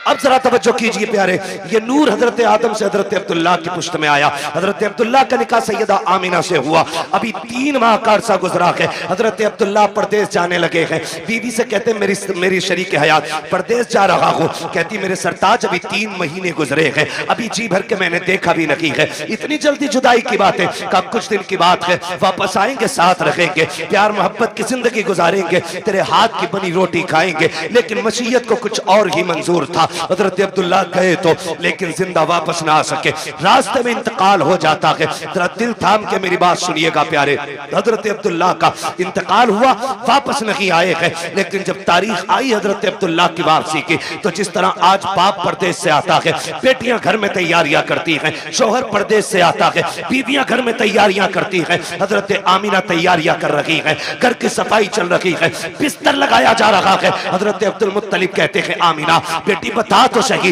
ये इतनी खुशियां किसके लिए है? कब्बा आज मेरे अब्दुल्ला आने वाले हैं, ये सारा इंतजाम उनके लिए है। कहते बेटे खाना तो खा लिया होता। कब्बा जी अब्दुल्ला कह के गए थे साथ खाना खाएंगे। बेटी वो कब आएंगे? कहा जब आएंगे तभी खाया जाएगा। शाम हो गई, अब्दुल्ला नहीं आए हैं। कहती अब्बा जी पता तो कीजिए, मेरे अब्दुल्ला को आ जाना चाहिए था लेकिन अब तक नहीं आए हैं। अब्दुल मुत्तलिब खाने काबा में गए, किसी ने आके कहा अब्दुल मुत्तलिब कहा जी आपके अब्दुल्ला वापस नहीं आएंगे। आपने इतना सुना बिजलियां गिर गई, ऐसा लग रहा था जैसे हजरतों की खुशियों का जल करके पूरा नशेमन खाक हो गया हो। आपने खुद को संभाला, घर तशरीफ लेकर के आए हैं। अभी दरवाजे पे पहुंचे गए, दस्तक नहीं दी है, बेटी दौड़ के बाहर आ जाती है। अब्बा जी क्या हुआ? मेरे अब्दुल्ला का पता चला कि नहीं चला है? कहते हैं बेटी सब्र करना, अब्दुल्ला वापस नहीं आएंगे। इतना सुनना था, मेरे नबी की अम्मी बेहोश हो जाती है। होश आया, खुद को संभाला। ए मेरे परवरदिगार, मेरे बच्चे ने बाप का चेहरा नहीं देखा, इसके बाप ने बच्चे को नहीं देखा, आने से पहले मेरा बच्चा यतीम हो गया है। आवाज़े कुदरत आती है, आमीना रोने की जरूरत नहीं है, आंसू ना बहा। हमने महबूब को बेसहारा नहीं बनाया है, हमने इसको कायनात का सहारा बनाने का फैसला किया। नारे तकबीर, नारे रिसालत, नारे गौसियत, मसलके आला हजरत, नारे तकबीर, नारे। अब तवज्जो करना मेरे प्यारे, बहुत गौर से सुनिएगा, जाके बहन बेटी तक मेरी बात पहुंचा देना। सैयदा आमीना कहती हैं अब्बा जी मेरे सरताज का अब नहीं आने वाले हैं। फिर क्या था, जिंदगी की खुशियां रूठ गई, दिन को भी रोना रात को भी रोना है। जाओ जाके बहन बेटियों को जाके समझा देना, पर खबरदार ससुराल जाना हो कभी शोहर के खिलाफ आवाज ना उठाना, कभी उसके लिए हाथ उठा के बददुआ नहीं करना। तू नहीं जानती है तेरा शोहर कितना कीमती है। खुदा की कसम अगर शोहर पागल भी होता है तो बीवी के लिए एक चट्टान होता है, दीवाना भी होता है तो एक सायादार दरख्त होता है। लेकिन क्या करूं मेरी कौम की बेटियों, जरा सी बात बिगड़ जाती है। शोहर सूट पसंद कर न ला सके, किचन में खड़े होके गालियां दे के कहती हो तू पलट के ना आए, तू जनाजे में लेट के आए, तू गाड़ी के नीचे दब के मर जा। ना मेरी बहन कभी किसी शोहर के खिलाफ इस तरह की बकवास ना करना। तू नहीं जानती है ये जिस दिन सफेद कफन में लिपट जाएगा उस दिन कोई इज्जत देने वाला नहीं मिलेगा। आज जिसके लिए मौत मांग रही है, अगर कि मर गया कोई तुझे चैन की रोटी तक नहीं देगा। जिसके लिए तू कहती है कि तू पलट के ना आए, तुझे क्या पता है आज तेरे दुपट्टे के जो रंग है इसी शोहर की वजह से है, सोने के जो कंगन है इसी शोहर की वजह से है, घर में जो तेरी हुकूमत चल रही है शोहर की वजह से चल रही है। अगर तुझे 10 बेटों पे गुमान है तो होश के नाखून ले। हमने उन माओं को देखा है जिनके घर में 12 बेटे हैं और जब तक बाप था माँ की मर्जी के बगैर एक पत्ता नहीं हिलता था। लेकिन जिस दिन से बाप गया है आज कोई माँ से रोटी को नहीं पूछता है तूने खाई के नहीं खाई है। अगर तुझसे शौहर की अनबन है तब भी इसके लिए मौत ना मांगना। अल्लाह तौफीक दे और ये परदेश जाने लगे तू मुसल्ला बिछा दे, सजदे में सर रख, दुपट्टे की झोली बना और कह मेरे परवरदिगार मेरा सरताज बाहर गया है, मैंने बेसहारा नहीं भेजा है, तेरी रहमत का सहारा दे दिया है। ए मेरे परवरदिगार मेरे शौहर को सलामत रखना। सुहागन छोड़ के गया है, सुहाग के जोड़े में मिलाना। रो के रब से कह खुदा की कसम तू रब को आवाज दे। मेरा दिल कहता है अगर रब ने सुन ली तो मौत भी उस वक्त तक जुदा नहीं करेगी जब तक परदेश से तेरे शौहर की तेरी मुलाकात नहीं हो जाए। सुभान अल्लाह, सुभान अल्लाह, सुभान। लेकिन सुनो जमींदारों, सुनो ठेकेदारों, सुनो अमीरों, सुनो बिगड़े हुए लोगों, उन लोगों से बात कर रहा हूं जो रुखसती के बाद बेटी की कान में कहते हैं डरिए मत, फोन कर दिए लल्ला फौरन आएगा। लिमिट में रहो, लिमिट में। किसी के बाप से बेटियां नहीं पली है, तू क्या पाल लेगा। औकात में रहा करो। मियां बीवी की अनबन हो सकती है, तुम कौन होते हो बीच में। हाँ अगर ज्यादती कर रहा है और उसके शाहिद और गवाह हैं तो फिर बेटी को उस घर में रखना भी जरूरी है। लेकिन जरा सी बात पे उसका फोन आया और तुम पहुंच गए। पहले तलाकें कम होती थी, बुरा ना मानिएगा, तलाकें कम होती थी और तलाक की नौयत भी होती थी। जिसकी बेटी को तलाक होती थी या तो वो बाप जहर खा के मर जाता था या 8-8 दिन घर से नहीं निकलता। इतने गैरत वाले लोग थे। आज गैरत मर गई मेरी कौम की। आज बेटी को बगल में खड़ा करके बाप चीख के कह रहा डिवोर्स दे, रखनी नहीं तेरे घर में। तू कैसे बोला? वो गैरत कर, शर्म कर। बड़े बड़े बादशाहों से बेटी नहीं रखी गई, तू कौन होता रखने वाला? आज बाप तलाक के लिए खड़ा है, शर्म नहीं आती है मियां बीवी के मसले में टांग अड़ाने में? बता, तेरी बेटी ज्यादा अजमत वाली है या मेरे नबी की बेटी ज्यादा अजमत वाली है? कह रहा तुझे पता ना ये मेरी बेटी है, तू लपटंट है, मेरी बेटी है ये। और सुन, होगी तेरी, तेरी अभी उसकी बीवी है, इसलिए आप लिमिट में रहिए। तो कह रहा डरिए मत, फोन कर दिए, चाबी गाड़ी में लगी रहती है, लल्ला किक मारेगा, फट से पहुंच जाएगा। क्या करेगा पहुंच के? ज्यादा जाके थप्पड़ मार देगा, गला तो काट नहीं देगा, थप्पड़ मार देगा। शोहर के पास इतनी पावर है, उसने जहां कहा ना 3 तलाक, बेड़ा ही गरक हो जाएगा तेरा। फिर कुछ भी कर लेना, ये लौट के आने वाले जुमले नहीं। इसलिए ये ना कह खड़े, वो कह जो मेरे नबी ने कहा। फरमाया फातिमा, अब तक मेरी रजा की फिक्र थी, अब मेरे अली की रजा की फिक्र करनी है। ये मेरे नबी ने बेटी को कह के भेजा। कुछ भी हो जाए, मेरा अली रूठना नहीं चाहिए। और तू कह रहा डरना मत, औकात कुछ भी नहीं, 2 मिनट में अंदर करा देंगे। क्या कर लेगा अंदर करा के? बेटी का सुहाग वापस नहीं दिला सकता। और फिर कुट पिटा के बेटी वापस आ भी गई ना, तो फिर उसे इज्जत नहीं मिलेगी घर में। इज्जतों के रखवाले बने, रिश्ते बड़े अहम हैं। बेटियों को समझाओ। मौलाना आए थे, तकरीर करके गए और अपनी बीवी को डांट रहा जाके, बीवी को सुधार रहा। हमारा मुआशरा बेहतर इसलिए नहीं हो रहा कि हम ये चाहते मेरी बीवी सुधर जाए। ये कोई नहीं चाहता बेटी सुधर जाए। यहां से जाके बीवी को मत बताना, यहां से जाके बेटी को बताना कि बेटी जब तक जिंदा रहना है, कनीज़े फातिमा बन के रहना। सुभान अल्लाह। मेरा चैलेंज है, जब बेटियां सवर जाएंगी तो किसी घर की बहू खराब नहीं हो सकती है। बेटियों को बेहतर करो, बेटियों को। मेरी बहन, मुश्किल है जिंदगी का गुजरना शोहर के बगैर।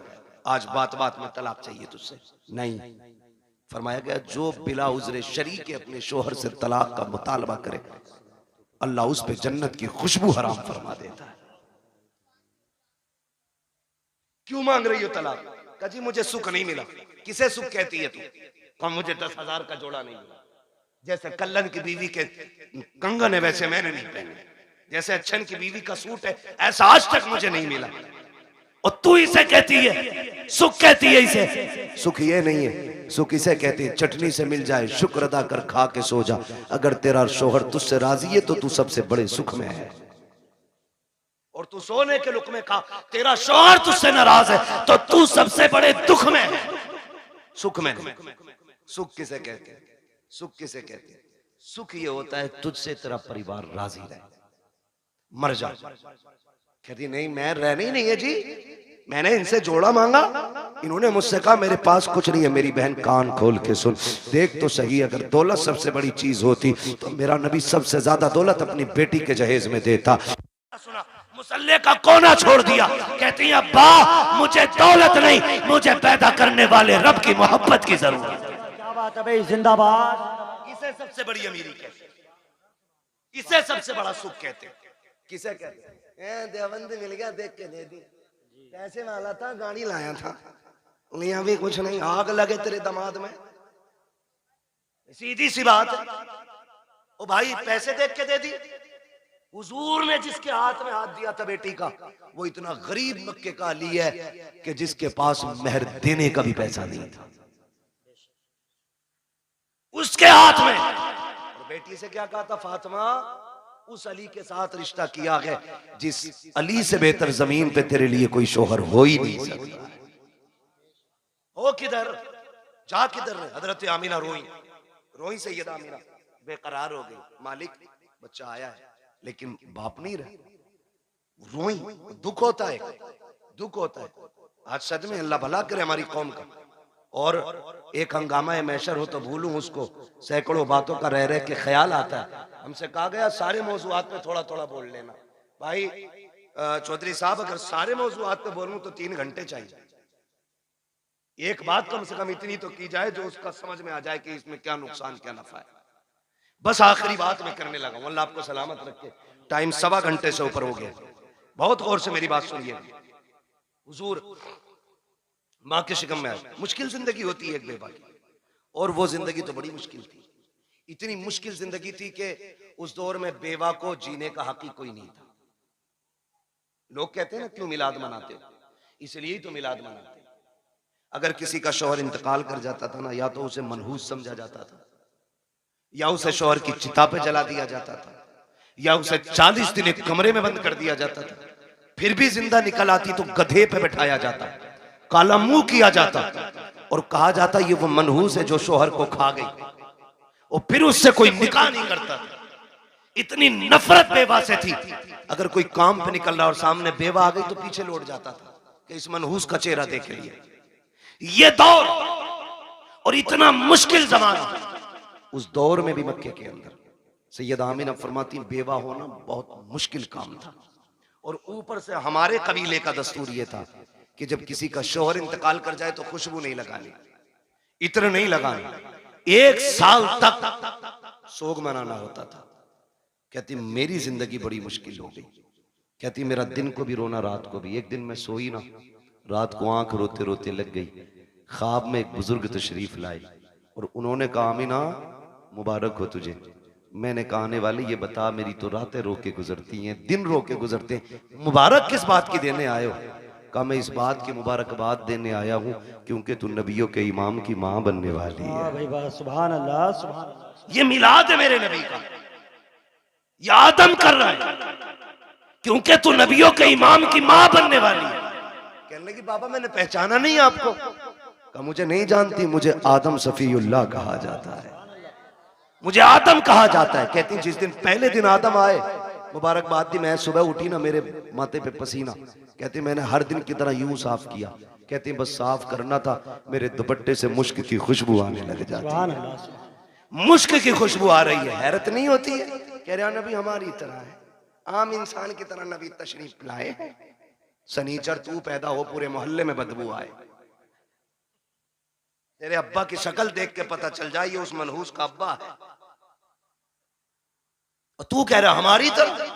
देख मेरा नबी कैसा है। ये आला हजरत ने नहीं कहा है, मुहद्दिस देहलवी नहीं कह रहे हैं, ये नबी की अम्मी सैयदा आमिना फरमा रही हैं कि जब माथे पे मैंने पसीना साफ किया, मेरे कपड़े से खुशबू, अब चूंकि बेवा को खुशबू नहीं लगानी थी, मैं डर गई, मेरे दुपट्टे से खुशबू आई तो जमाना क्या कहेगा। मैं धोने के लिए दौड़ी, जब मैंने पानी डाला तो कहते दुपट्टे की खुशबू खत्म करनी थी, जो पानी दुपट्टे से निकल रहा था उस पानी से खुशबू थी, जिस जमीन पे लग रहा था उस जमीन पे खुशबू थी। का मैंने धोना छोड़ दिया, दुपट्टा समेट के रख दिया। जैसे जैसे दिन गुजरते गए मुबारकबादियां मिलती रही, अंबिया आते रहे, मुबारकबादी देते रहे। कहते फिर वो दिन गुजरते गए, कहते जब कई महीने गुजर गए, एक दिन ऐसा हुआ कि खुशबू मेरे घर से निकली, आंगन में फैली, आंगन को पार किया, पड़ोस में गई, पड़ोस की हदों को तोड़ा, मोहल्ले में फैल गई। मैं खुशबू छुपा रही थी लेकिन खुशबू आगे बढ़ती जा रही थी, कि यहाँ तक के बातें होने लग गई। आमिना बड़ी अजीब खुशबू लगाती है। बात चलते चलते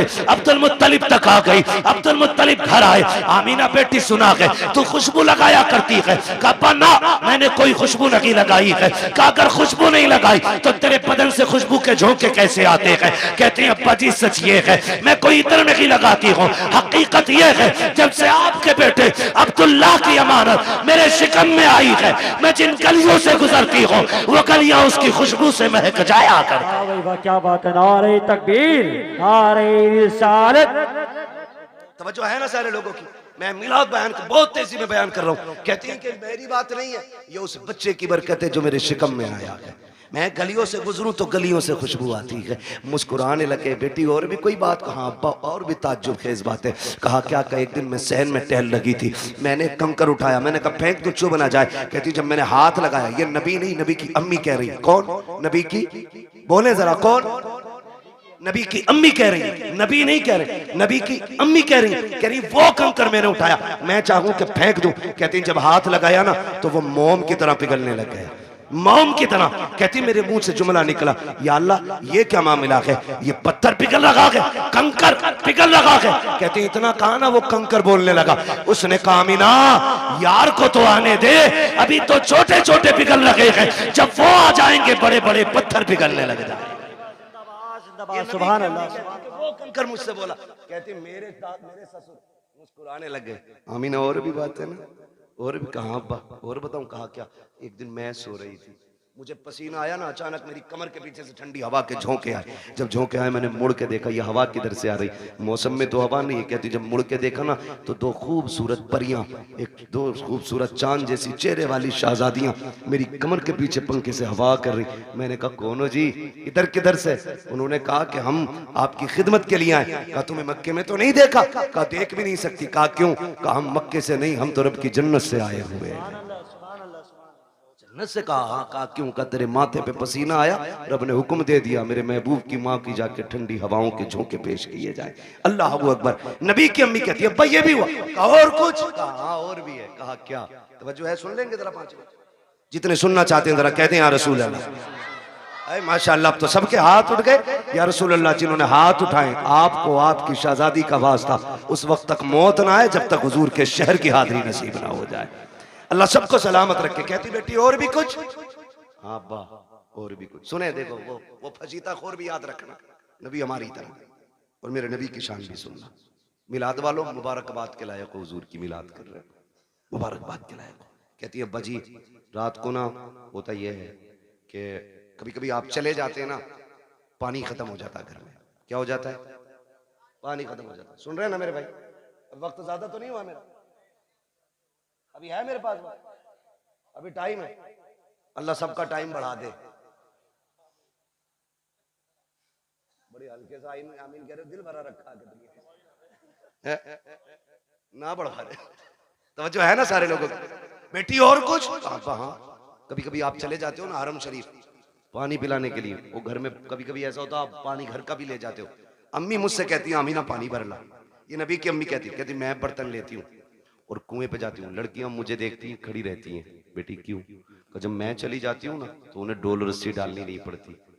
क्या मतलब? अब्बा मैं जाती हूँ और मैं कुएं के किनारे खड़े होती हूँ और झांकती हूँ ना तो पानी छलांगे मार के किनारे पे आके खड़ा हो जाता है, किनारे पे आके खड़ा हो जाता है। अब्बा जी सब यूं बर्तन भर लेती हैं, किसी को रस्सी डोल की जरूरत नहीं पड़ती। बेटी फिर तुम? अब्बा सबसे बाद में मेरी बारी आती है, फिर मैं पानी भरती हूँ और जब मुड़ के चलती हूँ फिर पानी नीचे जाता है। अब्बा बोलता है पानी जब नीचे जाता है तो पानी बोलता है। हाँ अब्बा पानी नहीं। जब मैं वापस आती हूँ सारी बच्चियां लड़कियां आती हैं, मैं पीछे रह जाती हूँ। तो जब मैं चलती हूँ ना तो जो बड़े दरख्त हैं वो भी सजदे में गिर जाते हैं, जो छोटे पौधे हैं वो भी गिर जाते हैं। अब्बा पत्थर भी बोलते, कंकर भी बोलते। बेटी क्या बोलते? कि अब्बा जी वो बोलते मैं सुनती हूँ। तो अब्दुल मुत्तलिब कहते हैं बेटी तुम उनकी आवाज सुनती हो? कहा हाँ। उनकी बोली समझ लेती हो? कहा जी अब्बा समझ भी लेती हो। अब जब इतनी बात कही कहते हैं बेटी बताओ ना क्या कहते हैं वो? कहती है अब्बा जी जब मैं चलती हूँ तो कुएं का पानी, दरख्त, रास्ते के पत्थर, कंकर, छोटे बड़े सभी आवाज देते हैं अस्सलातु वस्सलामु अलैका या उम्म रसूलिल्लाह।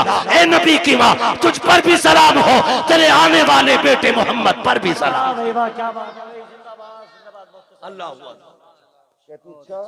कलेजा ठंडा हो गया, मुस्कुराने लगे, कहने लगे रब ने मेरी दुआ कबूल कर ली। अब्बा क्या मतलब? का एक दिन तुझे रोते देखा, मैं हरम में गया, मैंने खिलाफे काबा पकड़ के कहा था काबे वाले मुझे तूने और भी बेटे दिए, मेरा एक गया तो मैं सब्र कर लूंगा। आमीना का तो कोई सहारा ही नहीं रहा। ये जो बच्चा आने वाला है ना अल्लाह इसे ऐसा बना देना कि ये मेरी आमीना का सहारा बन जाए। कहते मैंने इतना का आवाज आई अब्दुल मुत्तलिब तू तो आमीना के सहारे की बात कर रहा है, जिसको हम भेजने वाले हैं ना हमने उसे कायनात का सहारा बनाने का फैसला। सुभान अल्लाह, सुभान अल्लाह, सुभान। कि मैं तभी समझ गया ये बेटा शान वाला होगा। नबी की अम्मी बयान फरमाती है फिर वक्त गुजरता गया, वो रात आ गई जिस रात में मेरा शहजादा आने वाला है, शहजादा आने वाला है। घर सजाए थे आप? सजाए थे भाई? बोले अगर सजाए हो तो सजाए थे कि नहीं? लाइट लगी थी, झंडे भी लगे होंगे, ये तो पहचान है हम सुन्नियों की, है ना? सारी मस्जिदें सजी थी। सुभान अल्लाह, मस्जिदें सजी कोई नया काम नहीं। 12वीं शब आई, रब ने फरमाया जिब्रील जी रब्बे जलील का हुक्म करो कि पूरी जन्नत सजाई जाए। अब बोले जरा सुभान अल्लाह। जो अब तक नहीं बोला मुझे अफसोस रहेगा वो जलसे में आया ही क्यों था। रब ने हुक्म दिया जिब्रील जन्नत सजवाओ। अर्ज करते मालिक जन्नत तो कहते ही सजी सजाई जगह को। फरमाया नहीं और ज्यादा सजाओ ताकि जन्नत को भी पता लगे आज वो आ गया कि जिसके सदके में जन्नत बनाई गई है। जन्नत सजाई गई, फिर हुक्म हुआ एक मिंबर लगाया जाए। कहां? बैतुल मामूर के पास। बैतुल मामूर के पास मिंबर लगा। फिर रब ने फरमाया मीकाईल से कहो कि वो हमारी शान में खुतबा पढ़े। हजरत मीकाईल ने रब की शान में खुतबा पढ़ा, यानी कि तकरीर की, और ऐसी तकरीर के पूरी जन्नत झूमने लगी। जब तकरीर मुकम्मल हो गई, रब हुक्म क्या है? रब ने फरमाया जिब्रील जी रब्बे जलील कि जिब्राइल, मीकाईल, इसराफील, इजराइल चारों आ जाओ। चारों आगे। मालिक अब का अपने ताबे फरिश्ते 1-1 लाख फरिश्ता लेके आमिना की चौखट पे चले जाओ। अभी नहीं बोलोगे तो कब बोलोगे यार? आमीना की चौखट पे। मालिक करना क्या है? का पता नहीं, महबूब आने वाला है, मुबारकबादी पेश करनी है। अब बहुत गौर से सुनना। इधर सैयदा आमीना कहती है मैं घर में लेटी थी, आज मुझे अब्दुल्ला के ना होने का बड़ा गम था। मैं सोच रही थी काश अब्दुल्ला होते ना तो आज मेरे घर में अंधेरा नहीं होता। बच्चे की विलादत का वक्त है, 4 औरतें मक्के की भी मेरे पास होती, आज मैं तन्हा ना होती। कहती शोहर की जुदाई का गम ये रुलाने लगा। कहते भी आंसू आंख से निकल के रुखसार तक आया था कि अचानक मेरे घर की दीवारें फटने लग गई। फदखला सलासुन निस्वा, 3 औरतें घर के अंदर दाखिल हुई। उनके कद खजूरों के बराबर थे, चेहरे चांद से ज्यादा रोशन थे। कहती मेरी चारों तरफ आके बैठ गई। 4 थी, एक रिवायत में 3 भी गए, 4 भी गए। कहती 4 औरतों को मैंने देखा, आके बैठी। मैंने कहा कौन हो? का एक कहती हमें नहीं पहचाना। का बताओ तो सही कौन हो? एक ने कहा मुझे हव्वा कहा जाता है, दूसरी ने कहा कि मुझे मरियम कहा जाता है, तीसरी ने कहा मुझे इस्माइल की अम्मी हाजरा कहा जाता है, चौथी ने यह कहा मुझे नहीं जानती हो, मुझे फिरौन की बीवी आसिया कहा जाता है। का आई किस लिए हो? का मुबारकबाद देने आए हैं। का किस बात की? का तू नसीबों वाली है, तेरी गोद में नबियों का इमाम आने वाला। क्या बात है भाई, क्या बात है। नारे तकबीर, नारे रिसालत, नारे गौसियत। बस का तेरी गोद में नबियों का इमाम आने वाला। फरमाती वो मुबारकबाद दे के चली गई। कहती फिर ख्याल हुआ काश कोई तो औरत होती जो मेरा मन बहलाती, जो हिम्मत बढ़ाती। कहती है अचानक मेरे घर में रोशनी फैली, वो रोशनी सर की तरफ से आ रही थी। मैंने मुड़ के देखा ना, एक चांद से चेहरे वाली खातून खड़ी है। मैंने कहा कौन हो जी, इधर कैसे आई हो? कहने लगी आमीना हम जमीन से नहीं, हम तो जन्नत से आए हुए हैं। का कौन हो? का जन्नत की हूरों की मलका हूं। आई क्यों हो? का रब ने तेरी दाया बना के भेज दिया है। तू जो रोई थी तन्हा है, अकेली है, कोई नहीं है। का तेरी खिदमत के लिए मैं हूं आमीना, बता खिदमत क्या करनी है? सैयदा कहती है मुझे दूध का प्याला पेश किया गया, आसमान के सितारे इतने करीब मेरे आंगन में आ गए, मुझे डर लगने लगा कहीं ये टूट के न गिर जाए। ओ वहाबी जी, ओ देवबंदी जी, ओ सहारनपुर वालों, ओ थाना भवन वालों, लगाओ फतवा खुदा पे। ये तो आसमान पे चमकते थे, आज नीचे क्यों आ गए? मशीयत का नकीब कहता है लगाए आसमान पे थे, लेकिन आज महबूब आ रहा है, नीचे उतार के बता दिया आज की रात की जैसी कोई रात नहीं बनाई गई। अल्लाह 12वीं शब में तारे नीचे उतार दे, पेट में दर्द नहीं होता, सुन्नी 2 चिराग जला ले, आग लग जाती है। हाँ तवज्जो है ना सारे लोगों? कहती सितारे नीचे आगे मैं डर गई। कहती फिर मेरे घर में परिंदे आए, इतने खूबसूरत। कहती कुछ परिंदे हरे रंग के थे, सुर्ख चोंचे थी, कुछ ऐसे थे रंग फरिश्तों के, उनके परिंदों के सुर्ख थे, चोंचे हरी थी, उनकी चोंचों में मोती थे, मोती थे, मोती। कहते मेरे बिस्तर पे डाले, मेरे आंगन में डाले, मेरा घर नूरुन अला नूर हो गया। इधर इधर की तैयारी, उधर देखो जिब्रील को हुक्म दिया लेके चले जाओ 1-1 लाख फरिश्ता। आ रहे कह रहे मालिक इजाजत मिली, आने लगे। तो सुनो जिब्राइल, मीकाईल, इसराफील ये आगे, इजराइल रुक गए। तुम नहीं गए? मालिक थोड़ी सी क्लियर करनी है एक बात। कहो क्या बात है? का मालिक ड्यूटी बड़ी सख्त है, मुझे तूने मलकुल मौत बनाया और ड्यूटी इतनी है कि मेरी ड्यूटी इतनी सख्त है कि मौत ना 1 मिनट पहले आ सकती ना बाद में आ सकती। मैं चला गया, मेरी ड्यूटी का क्या बनेगा? आज भी मुझे कितने बच्चों को माओ की गोद से लेना, कितनी औरतों को बेवा बनाना, कितने बच्चों को यतीम करना, कितने घरों का सहारा मुझे उजाड़ना। मालिक बताना मैं गया ड्यूटी का क्या बनेगा? रब ने फरमाया मलकुल मौत जानते हो कि नहीं? कहा क्या रब्बे जलील बताना। रब ने फरमाया सुनो, जब तुम किसी माँ का लाल लाते हो तो माँ तड़पा करती है, किसी बच्चे से बाप लेके आते हो तो बच्चे दीवारों से लग के रोते हैं, किसी घर का सहारा लेते हो तो बेटियां तड़पती हैं, किसी औरत का सुहाग लेके आते हो औरतें रोया करती हैं। जानते को मलकुल मौत, आज हमारा महबूब आने वाला है और हम नहीं चाहते हैं किसी के घर से रोने की आवाज आ जाए, इसलिए जाओ, आज हमने मरने वालों को जिंदगी बख्श दी है और हमने तुमने महबूब की खुशी में तुम्हारी भी छुट्टी कर डाली। आज मरने वालों को भी जिंदगी की खैरात मिली। और मुहद्दिसीन फरमाते जिस दिन हुजूर आए उस साल में जितने भी बच्चे पैदा हुए रब ने सारी माओं को बेटे ही अता किए थे। महबूब की खुशी ने रब ने पूरी कायनात में बेटे बांट दिए। मौलवी बिरयानी बांट दे तो कहता शेरा, अल्लाह ने तो बेटे ही बांट दिए। पूरी कायनात को बेटों का तोहफा दिया रब ने। कितने दिन तक? 1 साल तक बेटे ही मिलते रहे सब। तवज्जो है सारे लोगों की? बात खत्म करने लगा हूं बस। कहती है ना फिर सारे फरिश्ते आ, और फरिश्ते कह रहे मालिक अकेले अकेले जाना? कहा नहीं, आज जुलूस लेके जाना है और एक दूसरे को मुबारकबाद देते हुए जाना। फरिश्ते एक दूसरे को मुबारकबाद देते हुए आ रहे। इधर कहती हैं, फरमाती है ना फिर मेरी बारगाह में दूध का प्याला पेश किया गया। एक प्याला पेश किया गया, था कैसा? कहती है शहद से ज्यादा मीठा, मुश्क से ज्यादा खुशबूदार, दूध से ज्यादा सफेद और बर्फ से ज्यादा ठंडा। कहती मैंने घूट पिया। कहती है जब घूट पिया मेरे दुख तकलीफें सारी खत्म हो गई। फरमाती फखरजा मिन्नी नूर, फिर मेरे बदन से नूर निकला। हैरत की बात है ना, नबी की अम्मी तो कहती है मेरे बदन से नूर आया है, वहां भी कहता नबी हमारी तरह है। आला हज़रत ने क्या गलत कहा? तेरी नस्ल पाक में है, बच्चा बच्चा नूर का, तू है ऐने नूर तेरा सब कराना नूर का। कहती फिर नूर निकला। वो कहती जब नूर आया ना मैंने देखा मेरा शहजादा कैसा है, देखूं तो सही। हर माँ चाहती है मेरा बेटा कैसा है, आंख कैसी है, नाक कैसी है, कान कैसे। कहती मैंने भी देखना चाहा। कहती जब लम्मा नजर तू, जब मैंने अपने बेटे को देखा, कहती मकहूलन, पहली नजर मेरी उसकी आंखों पे पड़ी तो मेरे लाल की आंखों में सुरमा लगा हुआ था। मदहूनन, बालों में तेल लगाए हुए हैं। मगसूलन, गुस्ल करके आ रहे हैं। मुअत्तरन, खुशबूदार पैदा हो रहे हैं। फरमाती है ताहिरन, पाक साफ आ रहे हैं। कहती मकसूरन, नाफ कटा हुआ है। मखतूनन, खतना शुदा पैदा हो रहे हैं। अगली बात कहती है आते ही मेरे लाल ने काना साजिदा, सजदे में सर रखा। मैंने कान लगा के सुना, मेरा बेटा कह रहा था रब्बे क़ब्ली उम्मती, रब्बे क़ब्ली उम्मती। जमीले कादरी कहते हैं रब्बे क़ब्ली उम्मती, कहते हुए पैदा हुए। रब ने फरमाया कि बख्शा अस्सलातो है जी। रुक के आखिरी बात कह के बात खत्म कर लूं। इंशाल्लाह कभी जिंदगी रहेगी यहाँ से आगे की बात फिर बयान कर लेंगे। लेकिन शर्त ये भाई, थोड़ा सा टाइम से नंबर देना। 11 बजे माइक दे देना और 12 बजे अपना ले लेना, ठीक है?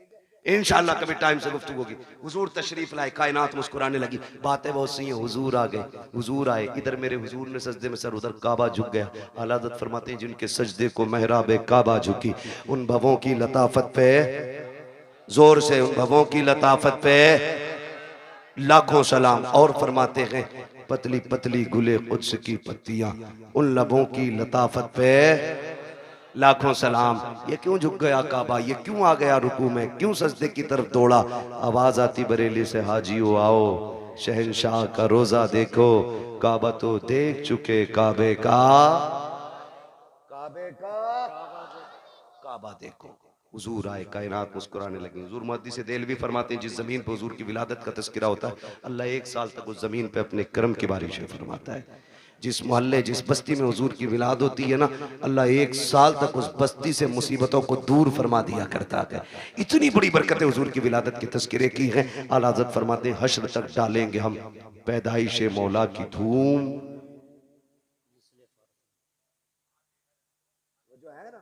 हश्र तक डालेंगे हम पैदाइश मौला की धूम, मिसले फारस नजद के किले किले गिराते जाएंगे। हुजूर की विलादत का महीना है। एक बात याद रखिएगा, इस बार गुजर गई है, आखिरी बात आपसे कह रहा हूँ, अल्लाह तौफीक दे अगली बार घर सजाए ना तो सिर्फ अपना नहीं सबका सजना चाहिए। यही मिलाद वाले का पैगाम, सबका घर सजना चाहिए। तूने 5000 की लाइटिंग की है ना तो 2000 की उतार के गरीब भाई की चौखट पे डाल दे। क्या यार हुजूर सिर्फ मेरे नहीं तेरे भी तो है ना, तेरे भी आंगन में हुजूर की आमद की खुशी लगनी चाहिए। और ऐसा नहीं कि रुक जा तेरे से अच्छा करके सजाऊंगा, वो सारी लड़ी और टिमटिमा रहा उन्हें, इसमें सवाब नहीं गुनाह मिलेगा। किसी का दिल तोड़ के मिलाद नहीं मनाना है, दिल जोड़ने के लिए मिलाद मनाना है। करेंगे इंशाल्लाह ऐसा ही, सारे वादा करें इंशाल्लाह। और हुजूर की विलादत का दिन आए ना, मीठा तकसीम करो, लंगर करो, खिलाओ, जात मत देखो, बिरादरी मत देखो, खिलाओ, ताकि दुनिया गैर मुस्लिम भी खा के जाए ना, उससे कि यार खा ले आज, ना पूछ, ताकि उसे पता चले जब उनका मिलाद आता है ना तो सबका पेट भराया जाता है। करेंगे ना इंशाल्लाह, लेकिन ये तभी करेंगे जब अपनों को कोर्ट कचहरी और केस से फुर्सत मिलेगी, है ना। ये झगड़े भगड़ों से निकलो, तुम्हें कूटने के लिए और लोग काफी हैं, आपस में क्यों मरे जा रहे हो। हाँ, वक्त होता मैं इस टॉपिक पे भी बात करता, बस इतना समझ लो डॉक्टर इकबाल का वो शेर, न संभलोगे तो मिट जाओगे हिंदी मुसलमानों, तुम्हारी दास्तां तक भी ना होगी दास्तानों में। ठीक है जी, अपनी तालीम भी मजबूत कीजिए और अपनी क़यादत भी मजबूत कीजिए। आपकी तालीम भी कच्ची है, आपकी क़यादत भी कच्ची है, आप दोनों चीजों पे मजबूती से कोशिश करें। इल्म की जिम्मेदारी हमारे उलमा ले रखे हैं और क़यादत की जिम्मेदारी ये जिम्मेदार लोग जाने कैसे करेंगे। बहरहाल हमारी क़यादत भी मजबूत होनी चाहिए और हमारा हर एंगल से मुस्लिम कौम का एक एक बंदा मजबूत होना चाहिए। हमें चोरी करने की जरूरत नहीं है, हमारे नबी ने हमें उतना दे दिया। डॉक्टर इकबाल ने कहा था, तेरे दामन में है किस लालो जवाहर की कमी, तू किसी और के दामन की तरफ क्यों देखे। ठीक है, सब कुछ अल्लाह ने दिया, तो इसलिए कोशिश करेंगे इंशाल्लाह। हम तालीम पे भी ध्यान देंगे, तरबियत पे भी ध्यान देंगे। अल्लाह ताला हमारी इस कमेटी को दिन दूनी रात चौगनी तरक्की अता फरमाए और हमारी तमाम मुसलमान भाइयों को मौला करीम हर परेशानी से महफूज फरमाए। बिलखुसूस मौला फ़िलिस्तीन के मुसलमानों के हाल पर रहम फरमाए। और हमारे मौलाना राशिद रज़ा मरकज़ी साहब, इन्होंने एक वाकई एक बहुत बड़ा काम अपने सर लिया गया। ये एक यूँ कहें कि ये कई तंजीमों का काम था जो अकेले इस मर्द मुजाहिद ने शुरू किया है। हम सब की जिम्मेदारी बनती है, हम अपने भाई राशिद रज़ा मरकज़ी के साथ खड़े हों।